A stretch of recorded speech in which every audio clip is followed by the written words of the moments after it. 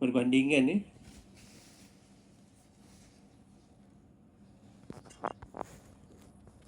Satu untuk capacitance comparison ni lebih pada general, ataupun untuk inductance.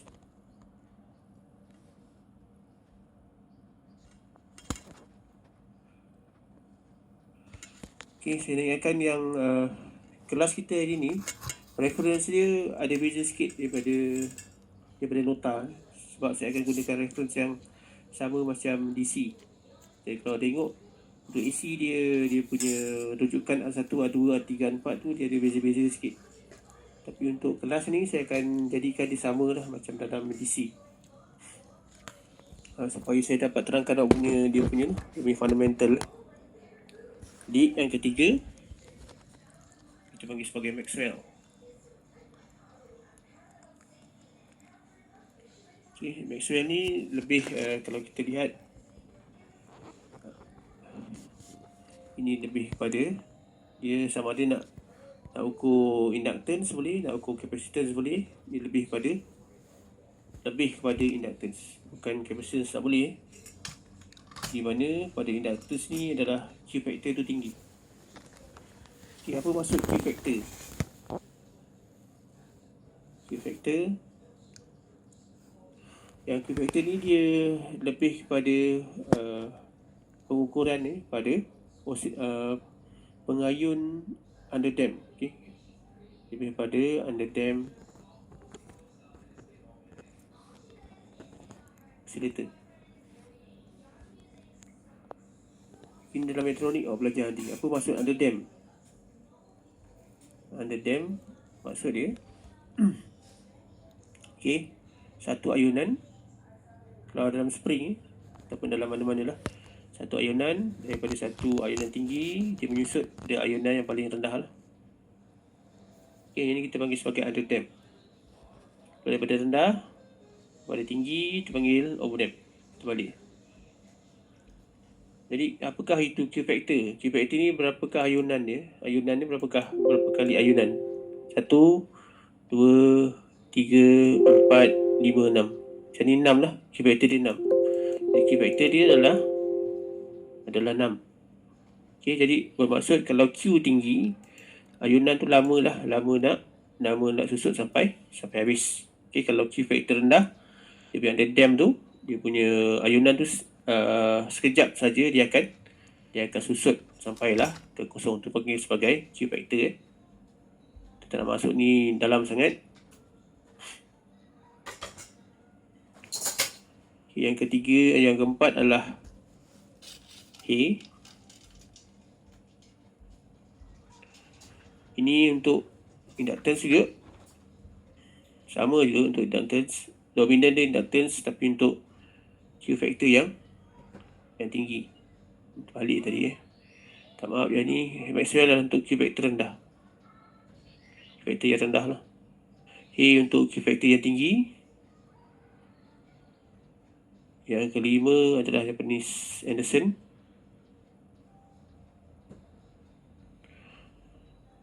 Ini untuk capacitance dan juga inductance. 6 adalah sharing. Sharing untuk capacitance dan juga untuk insulator.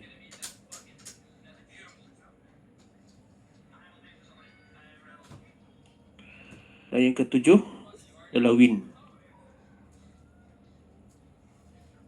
Wind bridge ni untuk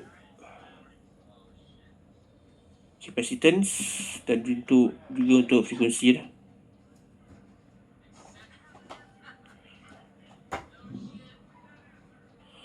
Okay, dan daripada 7 ni, apa yang kita akan masuk nanti hanyalah dua bahagian saja, iaitu yang paling general, iaitu Maxwell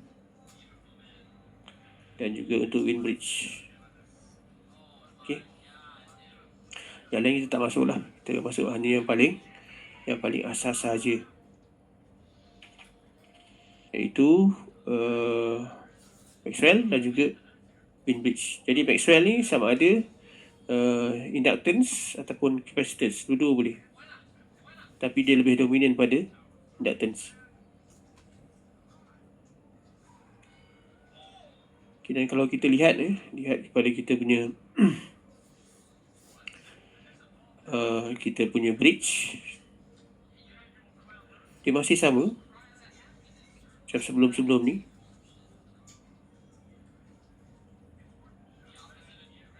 Dia ada AC source, kita label sebagai E. Okay, dan dia juga ada beberapa item lah. Okay. Satu, oleh kerana AC source ni, dia ada beberapa elemen ni. Okay, dalam AC bridge, elemen yang terlibat ni adalah elemen resistance, capacitance dan juga inductance lah. Dia ada 3 komponen utama yang terlibat. Dalam kita punya ini pun, kita akan ada elemen-elemen tersebut lah.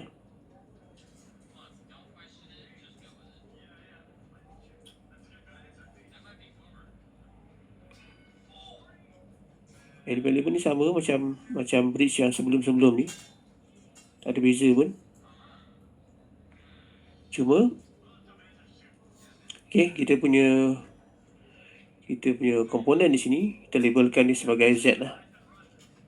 Z1. Jadi Z boleh R, dia boleh RC, dia boleh R. Di mana-mana lah. Okay. Z1, Z2, Z3, Z4. Okay, saya labelkan ni sama macam yang lepas-lepas sama, tak ada beza.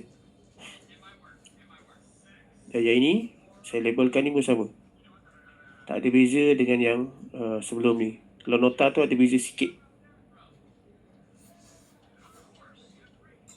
B, C dan D.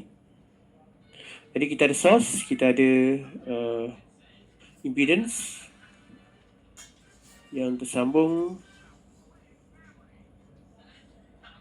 Ada satu letak di sini. Dan di tengah-tengah ni ada null detector lah. Sama ada kita punya voltmeter ataupun ammeter. Yang ini adalah balance yang kita panggil sebagai balance detector.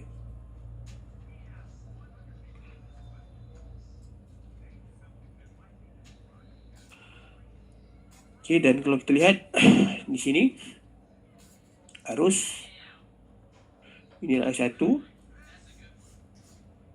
ini I2. Okay, jadi apa beza I1 dengan I1? Okay, ada siapa nak jawab apa beza I kecil dengan I besar? Dia ada beza. Siapa nak jawab apa beza I1 dan I1 kecil dengan I1 besar? Cara umumnya tak sama.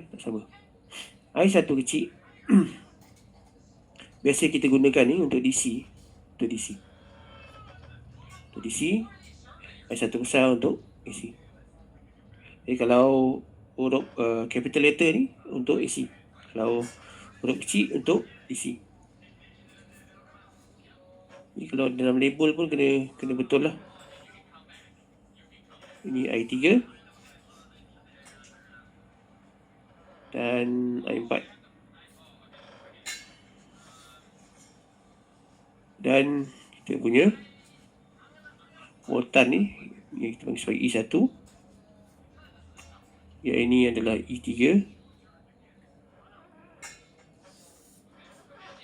E2 dan juga E4. Jadi konsep ni masih sama macam yang sebelum-sebelum ni lah, masih sama. Yang berbeza adalah dia punya aplikasi.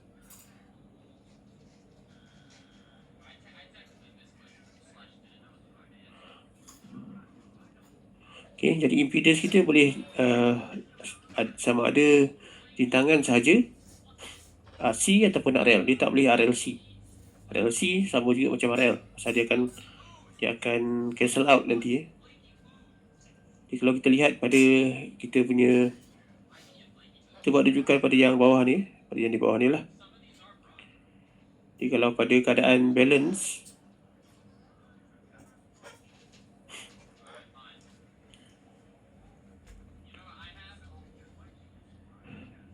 okay, at balance,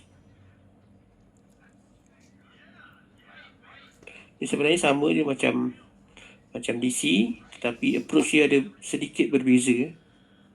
Jadi pada keadaan balance, E1 sama dengan E2.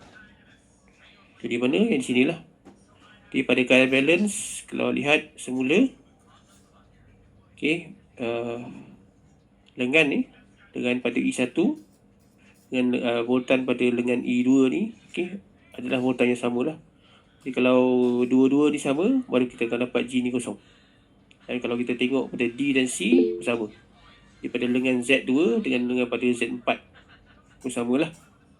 Jadi kalau kita lihat sini, E1 sama dengan E2, kita tak langsung juga E3 sama dengan E4. Dan daripada situ, kita dapati bahawa kalau pada keadaan balance, I1 ni sama dengan I3, I2 sama dengan I4. I1 sama dengan I2, I3 sama dengan I4.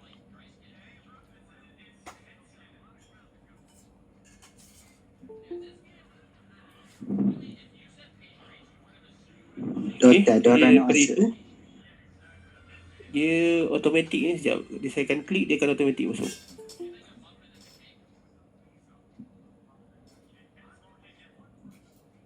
Dia mungkin lambat sikit lah. Kalau saya tengah yang ni, saya tengah pada Jamboard, dia mungkin lambat sikit lah. Dalam dekat 1 minit juga kadang-kadang. Okay, di E1 sama dengan E2. Jadi kalau kita tengok balik, kita ambil yang paling umum E1 sama dengan E2. Jadi kalau kita lihat di manakah kita punya rintangan, kalau pada elemen ni, elemen AC source ni, ataupun kita punya resistive network ni, okay, pada keadaan AC bridge ni, dia kena ada dua situasi. Situasi pertama di mana ada dua impedance yang purely resistive. Dua impedance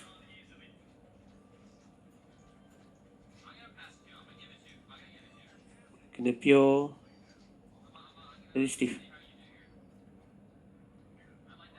Jadi daripada 4 ni, 4 sama ada Z1, Z2, Z3, Z4, dua daripada tu adalah resistor saja. Dia tak boleh RC ataupun RL. Jadi yang dua lagi betullah RC ataupun RL, ataupun RC dan juga RL. Jadi yang paling penting, dua impedance tu di mana-mana lokasi kenalah daripada elemen rintangan sahaja. Jadi kita tengok satu-satu. Jadi I1 sama dengan I2. Jadi kalau I1 adalah I1Z1 sama dengan I2 Z2. Kalau dalam nota dia beza sikit dia beza sikit lah. Ada sedikit perbezaan. Okey. Jadi kalau kita tengok apakah I1 dan juga I2 kalau pada keadaan ini, I1 adalah arus yang daripada Z1 dengan Z3, di mana I1 sama dengan I3. Dan kalau kita lihat bahawa I1 tambah I3 juga adalah nilai E. Jadi I1 ini bukan I1 sama dengan I2 ni. I1 sama dengan I3, I2 sama dengan I4. I1 sama dengan I3, I2 sama dengan I2 sama dengan I4.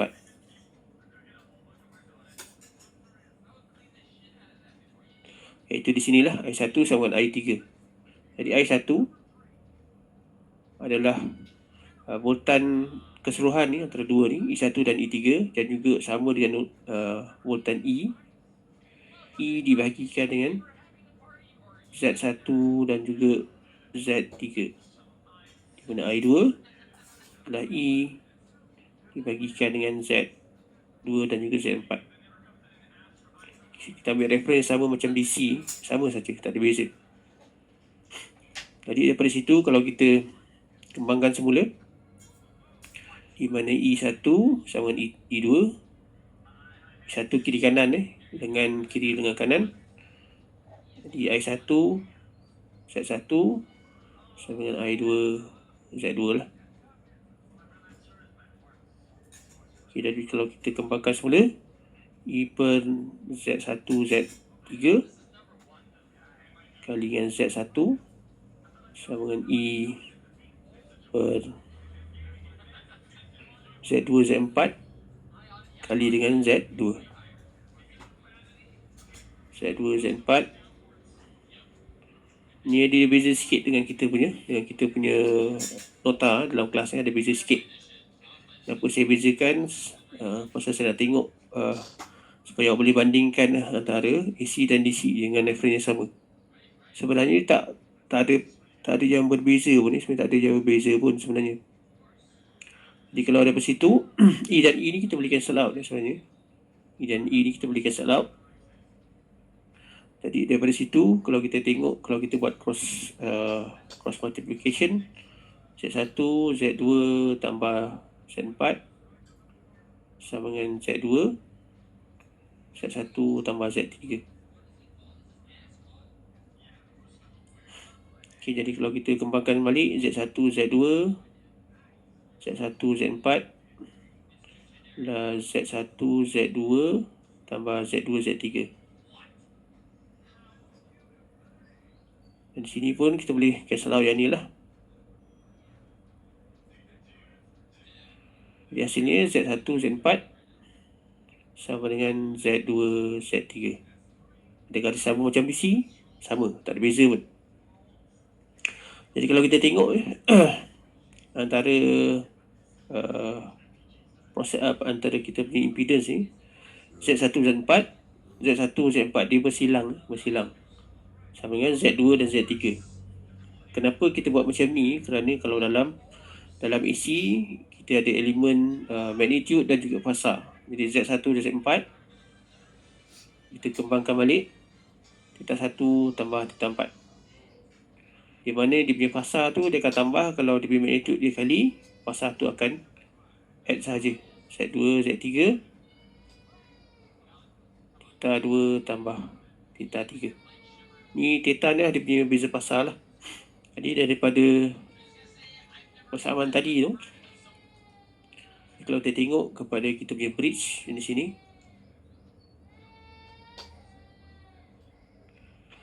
kalau kita tengok daripada kita punya persamaan ni, okay, Z1 Z4 theta 1 tambah theta 4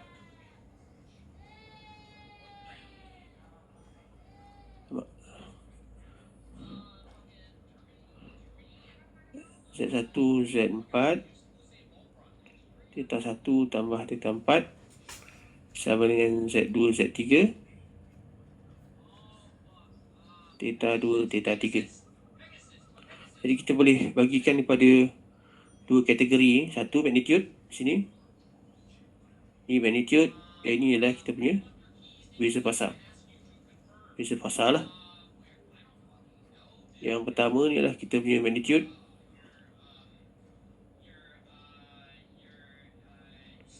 dan juga kita punya phase.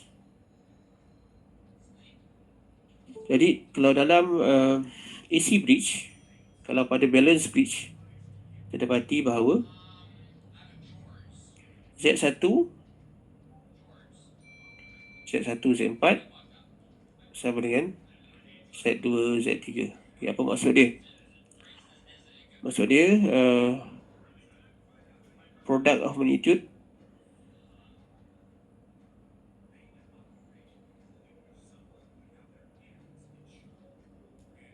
antara produk itu maksudnya kalilah Z1 kali Z4, di mana of opposite arm.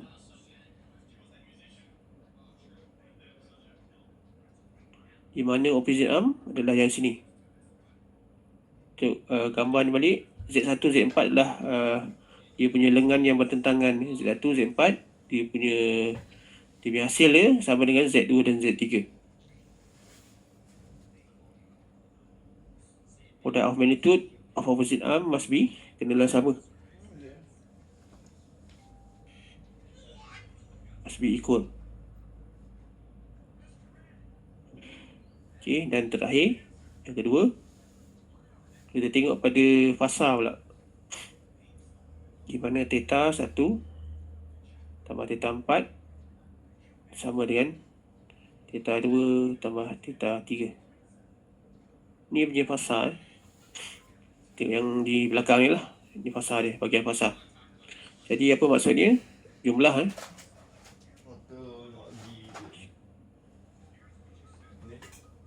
sum of three single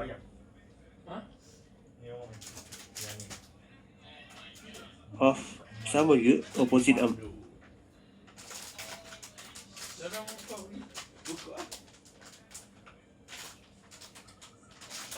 Kenalah sama. Okay, dalam BC dia tak ada phase angle. Dalam BC dia hanya ada magnitude. Dan kalau dalam EC, apa yang penting dalam semasa keadaan seimbang adalah dia punya magnitude. Magnitude pada hasil kali antara magnitude pada lengan yang bertentangan, bukan lengan bertentangan, iaitu Z1 dan 4 adalah sama. Jadi kalau tukar benda ni, tukar yang ni jadi Z1, katalah ini Z1, ini jadi Z2, ni jadi Z1, jadi Z3, jadi Z4. Jadi dia punya perwakilan tu tetap sama. Jadi Z2 sama dengan Z3, Z1 sama dengan Z4. Jadi untuk pagi ni, okay, saya ambil tunjukkan ni sama yang macam dalam BC. Okay, dia ada beza sikit dengan yang dalam nota kuliah. Nota kuliah tu dia tengok pada buku. Ada buku guna posisi lain, ada yang lain. Jadi secara umumnya AC bridge, magnitude dan fasa tu kena sama pada lengan-lengan yang bertentangan. Okey, ada pertanyaan untuk setakat ni? Kalau saya teruskan untuk dua bridge yang lain. Okey, ada pertanyaan nak tanya?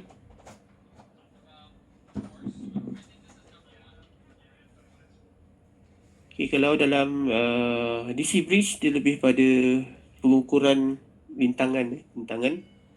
Tapi dalam AC bridge dia banyaklah, dia punya fungsi untuk AC bridge lebih luas lah daripada AC bridge.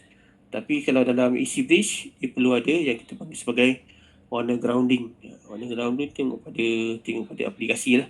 Biasanya itu kalau kita nak buat insulation punya measurement. Jadi kalau untuk function yang lebih umum, jadi jarang warna bridge bukan tak perlu, perlu. Tapi implikasi dia tidak sekritikal lah kalau buat untuk ukur insulation. Okay, ada soalan? Sebelum saya teruskan untuk yang lain.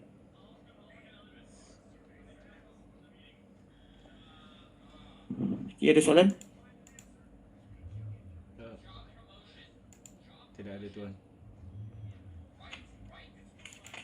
Okay, jadi pagi ni kita bicarakan hanya dua bridge saja, iaitu Maxwell dan juga Wind Bridge. Okay, tak ada, kita teruskan untuk yang satu lagi. Kita masuk pada Wind dahulu. Wind Bridge, kalau kita lihat pada fungsi, dia lebih kepada untuk mengukur capacitance dan juga frekuensi. Tapi dia ada fungsi-fungsi yang lain jugalah. Wind Bridge.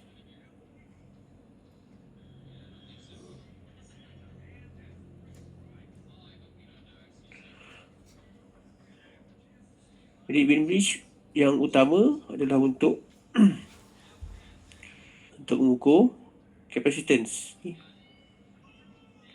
Yang kedua adalah harmonic distortion.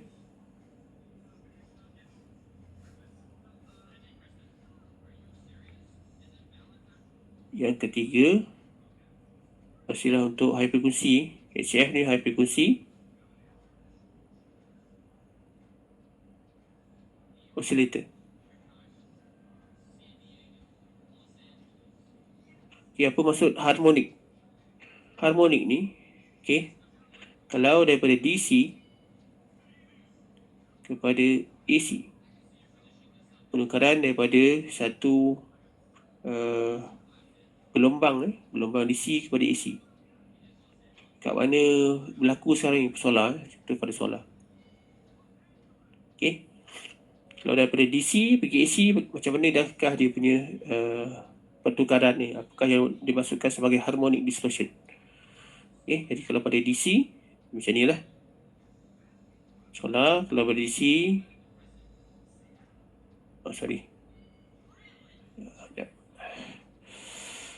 kita tengok pada induction ni. Kalau belajar power elektronik nantilah saya terangkan sikit je. Okay, kalau pada solar dia macam ni, ada banyak jenis, banyak step.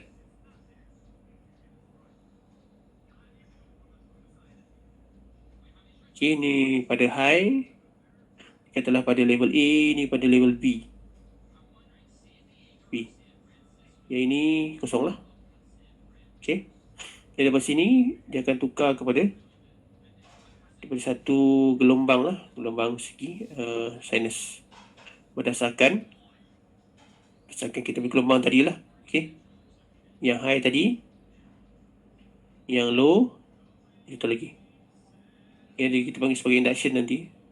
Okay, dan semasa conversion ni dia akan berlaku yang kita panggil sebagai pada keadaan ni, kalau tengok pada AC dia ada satu level saja. AC dia dah lebih pada continuous.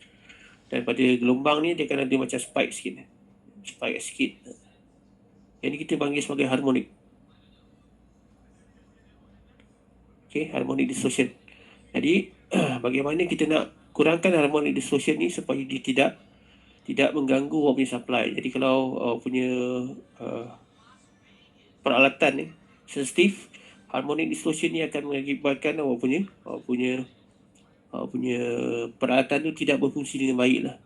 Sebagai contoh, kalau motor, kalau harmonic distortion ni agak kritikal, pasal dia boleh merosakkan awak punya motor. Okay, jadi untuk windbridge, salah satu fungsi ialah untuk mengurangkan dia punya harmonic distortion. Kita nak bincang kat sini lah, benda tu panjang cerita dia, menarik sebenarnya, tapi diperlukan kena belajar dulu lah power elektronik baru boleh masuk topik yang ni. Jadi kita punya topik dan lebih pada measurement saja dulu. Jadi di sini biasanya windbridge ni digunakan untuk nak ukur apa? Nak ukur unknown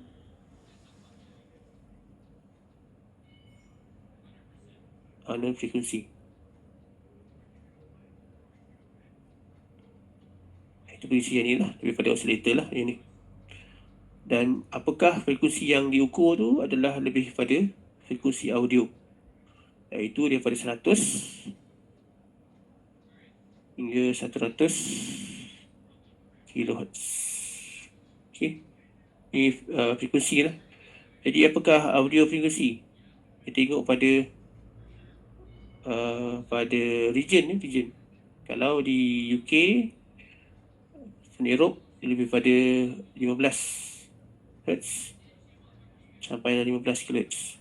Audio frekuensi maksudnya adalah bunyi yang kita boleh dengar lah, manusia boleh dengar. Kalau di Amerika lebih besar sikit, 20 Hz sampai 20 kHz. Okay, tapi kalau kita tengok pada windbridge, dia boleh cover besar, iaitu daripada 100 sampailah 100 kHz. Dan accuracy dia agak rendah, iaitu accuracy dia adalah daripada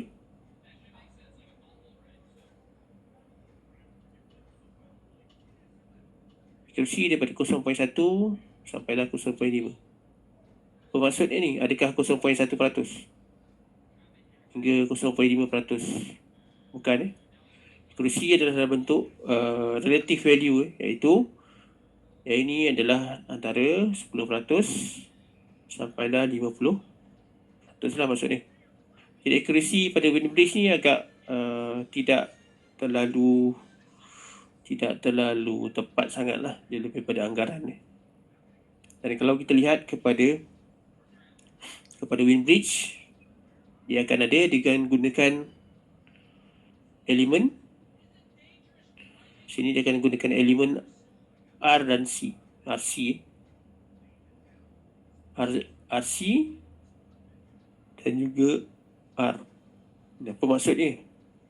Kita lukis satu benda yang baru. Bagaimana kita punya fundamental Wien bridge. Satulah source. Source yang tidak berubah lah. Source E. Okay, dan kalau kita lihat pada AC bridge, okay, dia ada dua elemen yang purely resistive. Jadi kat mana elemen yang purely resistive, dia tengok pada jenis bridge yang kita gunakan. Jadi kalau kita lihat pada kita punya Wien bridge ni, satu lengan kena purely resistive. Ini kita panggil sebagai, kita ambil reference yang sebelum ni. Ya, 3. Ya, 4. Okay. 3 dan 4, kenapa di situ? Kita tengok yang ni lah, yang asal yang ni. Yang ni ada Z3, Z4. Kita gunakan reference yang sama. Jadi yang sebelah atas, okay, adalah gabungan antara R dan C. Sama ada A dan C itu adalah secara sesiri ataupun selari. Satu bahagian sambung siri, satu bahagian sambung selari. Ni kalau untuk filter, dia ada high pass, ada low pass, ada band pass, ada band stop, ada banyak lah. Jadi perhatikan kat sini, dia akan ada dua elemen, di mana dua elemen tadi tu adalah nilai resistif sahaja, tak ada A dan C. Dan tengah-tengah ni adalah kita punya null detector lah, ataupun balance indicator kita. Di sebelah atas ni sama ada nak kiri kanan, kiri parallel, kanan serial pun boleh, tak ada masalah pun sebenarnya.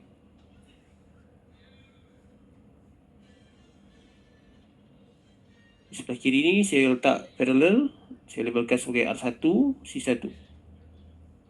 Sebelah kiri kita letak serial, ni serial, sorry. Yang sebelah kanan ni adalah parallel. Ni kita letak R2, C2. Jadi Z1, Z2, Z3, Z4. Okay, reference sama lah. Yang ni kita akan jadikan ni sebagai untuk reference Z1. Z1, ini untuk reference Z2. Dan kalau kita dapati bahawa Z1 tu disambung secara sesiri, Z1 adalah XR1 tambah XC1. XR1 adalah R1. XC1 adalah 1 per J omega C1. Dan kalau kita tengok pada Z2 adalah XR2 parallel dengan XC2. Dan dapati bahawa sini adalah satu division of punya 1 per R2 lah, tambah J omega C2. Dan hasilnya akan dapat R2 per 1 tambah J omega C2 R2. Jadi nilai Z1 nilai Z2. Jadi kenapa kita nak buat begitu? Okay, jadi kalau kita tengok kepada kita punya teori sebelum ini, okay, teori sebelum ni, bagaimana kita nak dapatkan keadaan balance. Di keadaan balance, kita gunakan teori yang sebelum ni, iaitu keadaan yang ni lah. Z1, Z4, Z2, Z3. Sebab tu reference saya buat yang sama lah. Z1, Z2, Z3, Z4. Yang ini pun sama lah. Z1, Z2, Z3, Z4. Supaya lebih referensi tak lari banyak. Doktor, omega tu macam mana doktor? Omega tu adalah bermaksud 2 pi F. Di mana F ni adalah dia punya frekuensi. F ni adalah kita punya frekuensi lah. Nanti dia akan bagi tahulah frekuensi tu berapa. Biasanya lah. Sebagai contoh, kalau kita punya supply di sini, supply ni adalah 200 volt 50 Hz. Okay, jadi kalau kita tengok omega register adalah 2 pi kali dengan 50 lah. Akan dapat lebih kurang pada 100 pi. Lebih kurang. Jadi omega tu dia akan masukkan nanti kemudian lah. Bergantung pada kita punya bekalan. Lepas tu doktor, saya tengok kat outer dia cakap mechanical coupling. Yang tu apa? Mechanical coupling ni maksud macam ni. Mechanical coupling tu dia punya sambungan antara dia macam ni. Okay, kalau kita ada, dia sebenarnya litar ni besar lah. Okay. Mechanical coupling bermaksud ni satu perintang R, ini satu kapasitor. Kapasitor ni contoh dia inilah, kalau bentuk dia ada plus minus contohnya. Jadi antara R1, okay, R1 dengan R2 sini, C1, yang ini adalah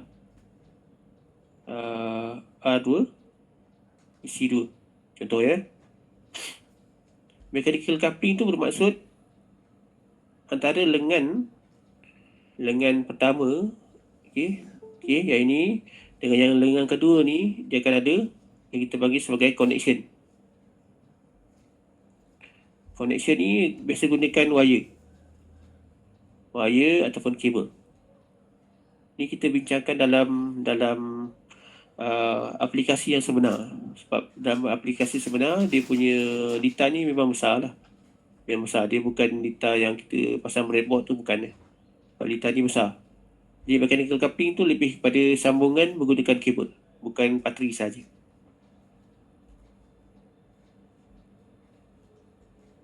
Jadi kalau daripada sambungan R1 nak ke R2 pun sama juga.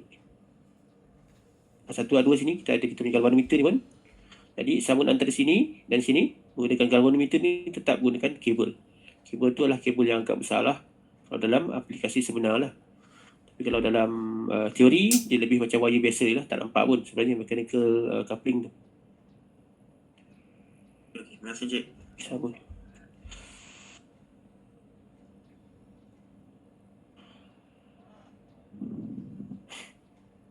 Okay, jadi kita tengok pada balance condition.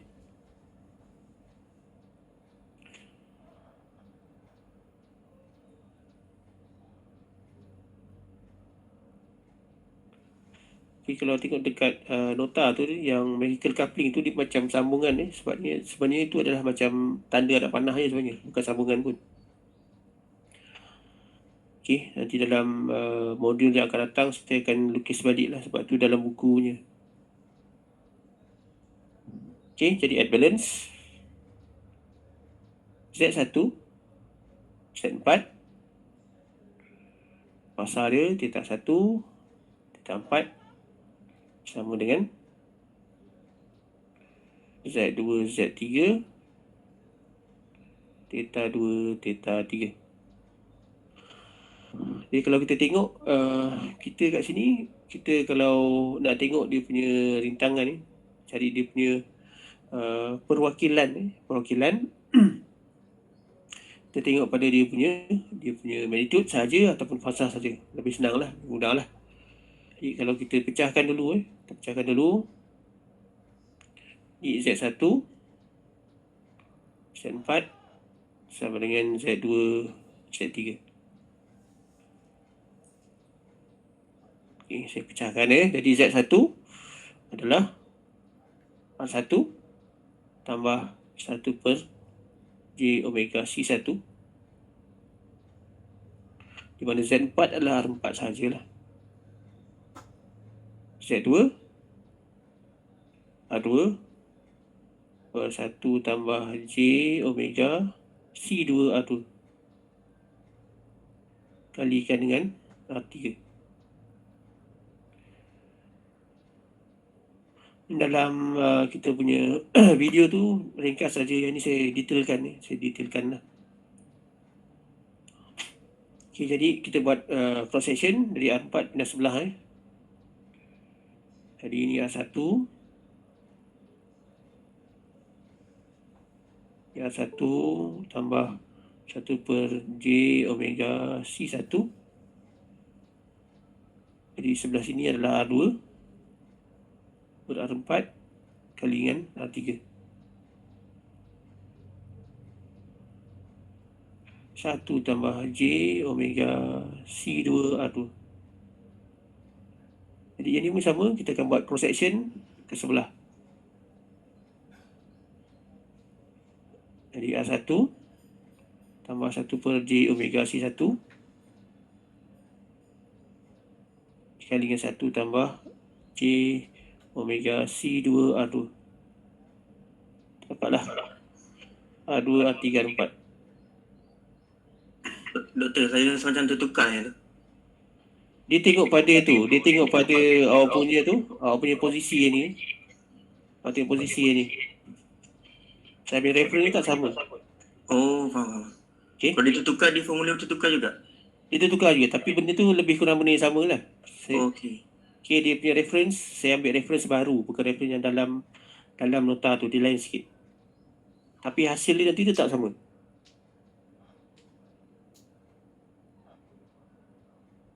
Okay, kalau tengok dekat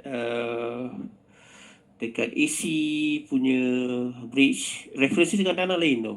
R1 kat tempat lain, kadang R1 sebelah sini. Yang R1 ni jadi R2, ni R3, R4. Kadang dia akan pusing-pusing. Jadi untuk kelas, saya akan buat satu rujukan saja, sama macam dalam DC. Sama je, tak ada beza pun. Kalau nak buktikan yang dalam nota kelas tu boleh lah, sama je, tak ada beza pun Saya terangkan yang kat sini. Jadi kalau sini kita buat perkali biasa Jadi kita akan dapat nanti R1 kali 1 R1 lah. J omega C2 R1 R2. Okay, jadi yang ini kali ni dapatlah 1 per J omega C. J omega C1. Ini kali ni dapatlah, kita akan dapat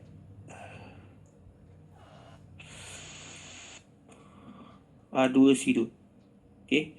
Yang ni balik cancel out, dapat C2 R2 per dapat R2 C2 per C1 sama dengan R2 R3 R4. Okay, jadi di sini kalau kita lihat kalau dalam yang ada magnitude dan fasa, dia ada bahagian real dan juga bahagian imaginary. Okay, yang ni adalah imaginary,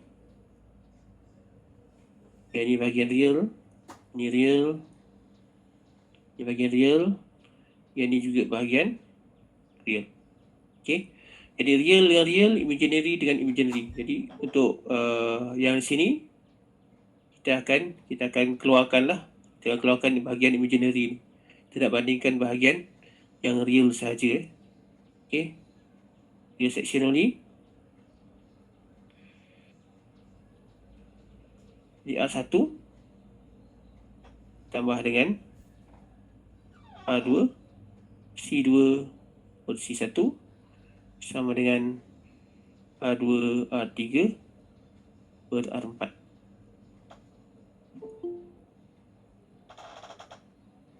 Okay, jadi kalau kalau kita kembangkan semula di sini, kita kembangkan semula.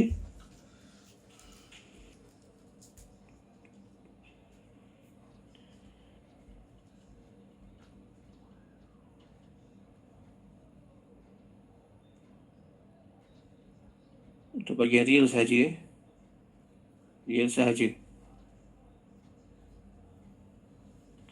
Section tulis semula R1 tambah R2 C2 per C1 sama dengan R2 R3 R4. per R4. Di mana kalau bahagian ni R2 ni kita pindah sebelah, kita kalikan lah. Jadi R1 per R2. Kalau tak faham yang ni, kita pindahkan sebelah lah. R1 tambah R2 C2 per C1 bagikan dengan R2. Dapatlah R3 per R4. Jadi kalau kita expand balik, ni akan dapat R1 per R2 tambah C2 per C1 dapatlah R3 per R4. Okay, dan daripada situ kita boleh tahulah di manakah nilai komponen yang kita nak kira.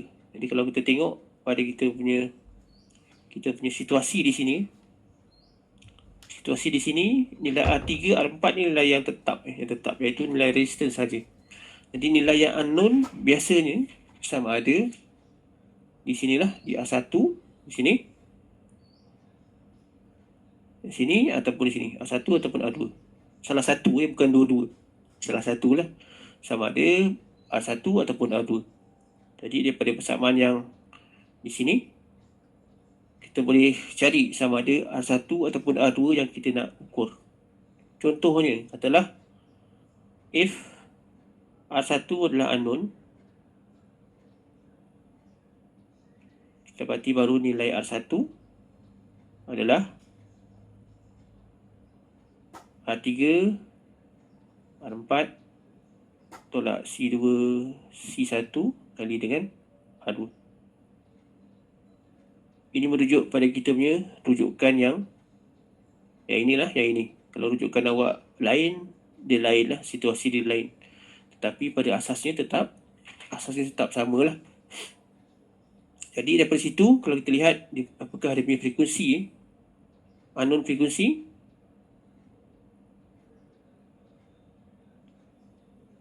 kita boleh ukur daripada F sama dengan 1 per 2 pi square root R1 R2 C1 C2. Jadi kat manakah benda ni? Kat manakah benda C1 R1 R2 C1 C2? Adalah nilai yang di sinilah, R1 R2 C1 C2.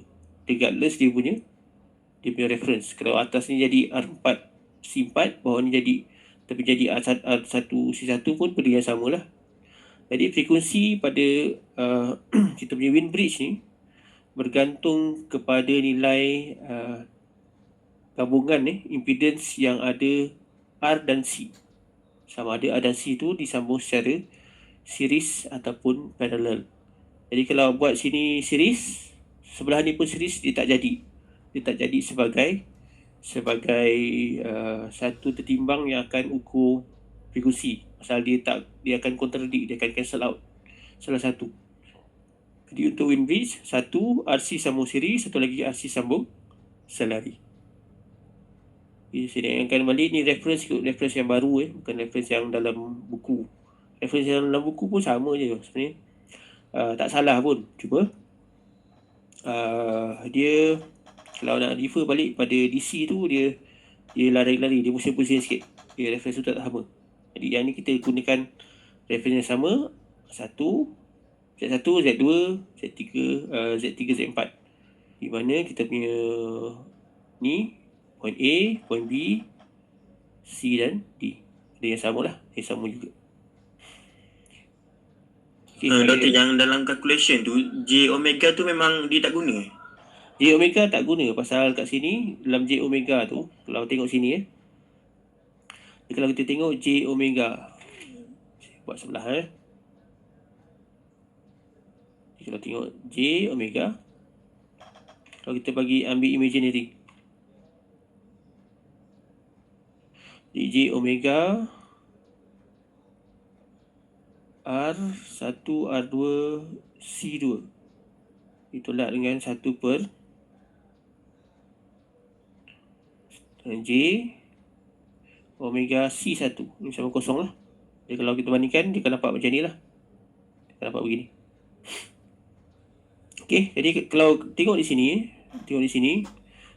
awak dapati bahawa pada keadaan ini, omega ni dia tak boleh cancel out. Kalau kita transfer ke sini pun dia akan jadi omega kuasa 2. Jadi tak boleh cancel out lah. Jadi kalau nak bandingkan antara R1, R2, C2 dengan C1, dia secara segi matematik ni tidak akan berlaku. Okay? Kerana kita ada satu nilai omega yang kita tak boleh cancel out. J tak boleh cancel out. Boleh, tak ada masalah. Omega ni tak boleh cancel out. Jadi omega ni pun nilai yang kita tak tahu. Nilai yang unknown value. Kenapa tak tahu? Omega sama dengan 2 pi F.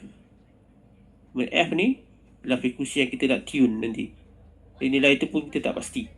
Jadi nilai yang di sini, yang ini kita tak boleh nak bandingkan untuk mencari satu nilai R1 dan R2. Kalau tengok di sini pun dia ada R1, R2, C2, C1. Jadi salah satu ni adalah nilai yang kita tak tahu. R1 tak tahu, R2 tak tahu. Dan tak ada satu nilai yang fix, iaitu nilai R4, R3 dan R4. Jadi untuk imaginary ni kita tak gunakan sebagai satu perbandingan lah. Itu sajalah. Yang lebih layak dijadikan perbandingan adalah bahagian yang real saja. So maksudnya lepas kira tu yang equation yang ada J omega tu potong je lah J omega. Kita bukan potong, kita kalau untuk dalam ni contoh okay, dia macam ni sebenarnya. Okey. Katalah ada 2 tambah J3 tambah 4 tolak J macam ni. Okey, macam ni contoh Dia katalah ada R1 tambah J R2 tambah R3 sama dengan J R5 tambah R6 per R3. Contoh sajalah. Jadi dalam perbandingan yang kita panggil sebagai persamaan yang ada nilai real dan imaginary. Ada real, bahagian ni ada real, ada imaginary. Okey, saya akan grupkan balik. R1 tambah R3. Ni bahagian real. Ni J R2. Ni bahagian imaginary. Dan kita ada R6, R3. Ni bahagian real. Imaginary adalah J R5. Ini imaginary. Okey, dalam untuk dapatkan perbandingan ataupun nak selesaikan, kita selesaikan real dengan real, imaginary dengan imaginary. Itu untuk perbandingan lah, itu secara matematiknya. Kita tak boleh sekaligus, tak boleh. Masalah imaginary, dia punya paksi tu berbeza sikit di tempat lain. Jadi untuk memudahkan nak punya calculation, kita selesaikan real dengan real, imaginary dengan imaginary. Kalau real, kita akan selesaikan yang ni lah, R1, R3, R6, R3. Ni lebih untuk dapatkan magnitude Kalau dalam imaginary ialah JR2 sama dengan JR5. Inilah untuk selesaikan dia punya pasal. Jadi dia situasi yang berbeza, nilai-nilai yang tak sama lah. Jadi kalau dalam contoh yang kita tadi tu, yang ni, yang imaginary ni kita tak guna lah. Jadi kita boleh abaikan sajalah. Kita tak buang pun, kita abaikan saja. Okey, ada lagi nak tanya? Masih ada. Okey, sayang. Okey, kita masuk topik yang seterusnya untuk hari ini, iaitu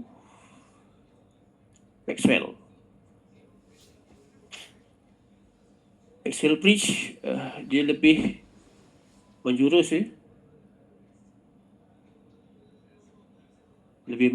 kepada nilai rintangan, nilai inductance dan juga capacitance yang kita nak ukur lah.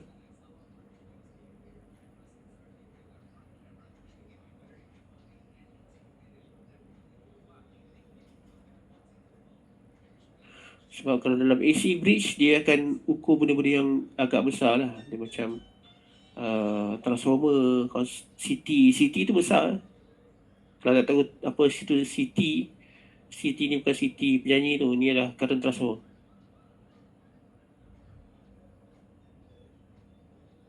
Transformer, kalau kat kampung-kampung lah, kalau tengok ada tiang elektrik, kat situ ada macam ada transformer besar lah juga. Dalam 2 kaki kali 2 kaki dekat tiang tu adalah current transformer untuk kawasan tu lah. Ialah untuk balancekan awak punya current dekat area situ. Kalau nak ukur sama juga, kita masih guna bridge, tapi AC bridge. Ni kilang-kilang besar lah, kilang-kilang yang buat current transformer ataupun nak buat cabling untuk dielectric, dia adalah bridge dia. Jadi untuk Maxwell Bridge ni kita bincangkan kalau kita nak bincangkan asas untuk mengukur reactance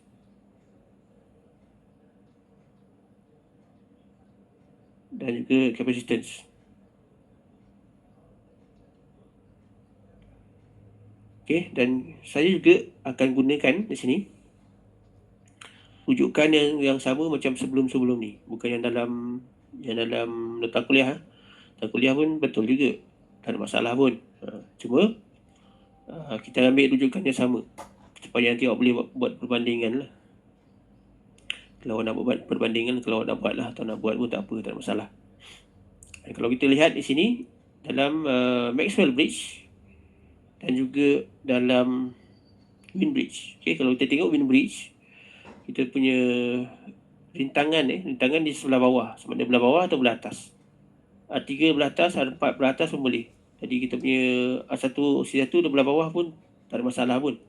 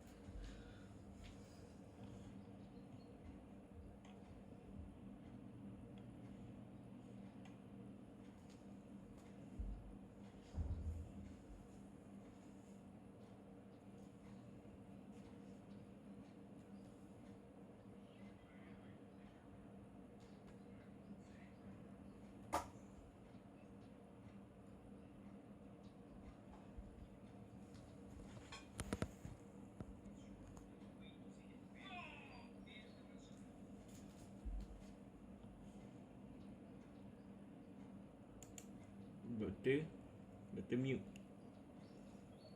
Okey, terima kasih. Okay, jadi kita tengok pada Maxwell Bridge, satu lengan adalah di sini ada satu rintangan. Okey. Satu lengan lagi pun rintangan. Okey. Dan kalau kita lihat satu lengan dia ada satu rintangan dan juga satu elemen yang ada impedance, sama ada RL ataupun RC. Dalam contoh ni, sebelah atas ni adalah kita punya R2. Ni L2. Ni akan jadi R3. R4. Yang di bawah sini adalah kita punya RC.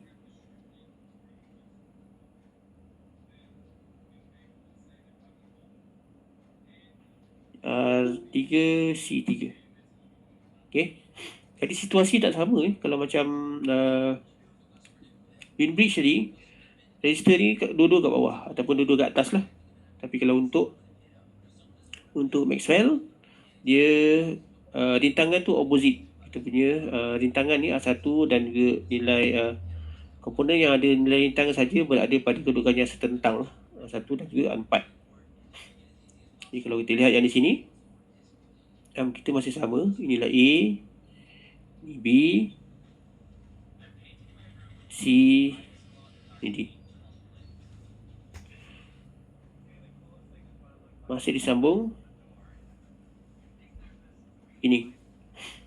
Okey, jadi di sini ada elemen. Kita boleh cari sama ada elemen itu, elemen yang kita tak tahu tu adalah inductance ataupun capacitance. Okey. Jadi di sini contohnya, sekiranya nilai yang kita tak tahu tu adalah nilai inductance. Di sini kalau kita tengok pada Maxwell bridge, dia boleh sama ada nak ukur inductance ataupun nak ukur capacitance. Contoh di sini, katalah nilai yang kita tak tahu adalah inductance. Jadi yang ini akan jadi Rx. Inilah Rx lah. Dan juga Lx. Jadi yang ini lah sebagai unknown value lah.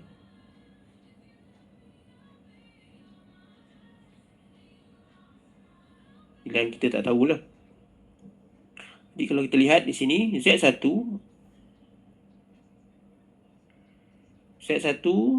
adalah R1 lah. Z4 R4. Itu yang paling obvious. Okey, Z3 ni. Z3 adalah R3 parallel dengan C3. Jadi apa yang kita dah buat tadi, inilah R3 1 tambah J omega